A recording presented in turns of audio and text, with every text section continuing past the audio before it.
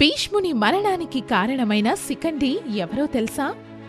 ఎవరైనా పంతాలు పట్టింపులకు పోతున్నా అనుకున్నది సాధించేంత వరకు పట్టువదలని లక్షణాలు కనిపిస్తే వారిని శిఖండి అని పిలవడం మామూలే. ఇంతకీ శిఖండి ఎవరు? భారతంలో శిఖండి పాత్ర ఏమిటి? ఈ వివరాలు ఈ వీడియోలో క్లుప్తంగా తెలుసుకునే ప్రయత్నం చేద్దాం.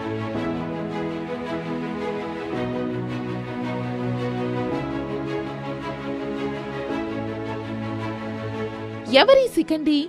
శిఖండి పురుషుడు కాదు, స్త్రీ కూడా కాదు.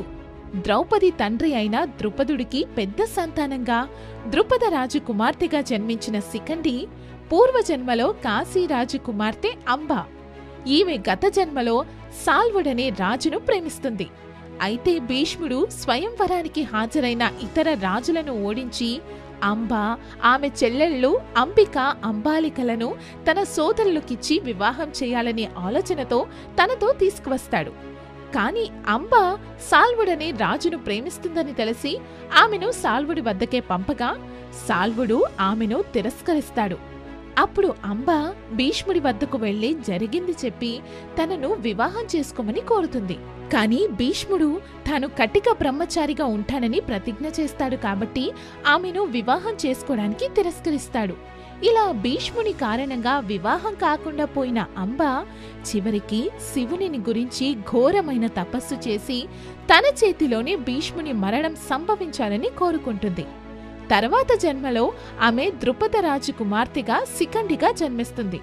ఈమెను కుమారుడిగానే పెంచిన ద్రుపదరాజు యుక్త వయసులో వివాహం చేస్తాడు. తర్వాత శిఖండి పురుషుడు కాదని తెలిసినా అతని భార్య తిరిగి పుట్టింటికి వెళ్లిపోగా శిఖండి ఆత్మహత్యకు ప్రయత్నిస్తాడు. అప్పుడొక యక్షుడు ప్రత్యక్షమై శిఖండి ఆత్మహత్య ప్రయత్నాన్ని నివారించి అతడికి పురుషత్వాన్ని ప్రసాదిస్తాడు. మహాభారత యుద్ధ సమయంలో భీష్ముని జయించడానికి శిఖండిని అడ్డుపెట్టుకుంటాడు అర్జునుడు. స్త్రీలతో కాని, స్త్రీ పురుషులు కాని వారితో కాని యుద్ధం చేయడం అధర్మం కాబట్టి భీష్ముడు శిఖండిని చూసి అస్త్ర సన్యాసం చేస్తాడు. భీష్ముడు అస్త్ర సన్యాసం చేసిన తర్వాత అర్జునుడు భీష్ముణ్ణి తీవ్రంగా గాయపరుస్తాడు. అలా ఉత్తరాయణ పుణ్యకాలం వరకు అంపశయ్యపైన ఉన్న భీష్ముడు తర్వాత మరణిస్తాడు. ఈ విధంగా మహాభారతంలో పితృపితామహుడైన భీష్ముని మరణానికి శిఖండి కారణమయ్యాడు. తాను పూర్వజన్మలో చేసిన ప్రతిజ్ఞను నెరవేర్చుకున్నాడు.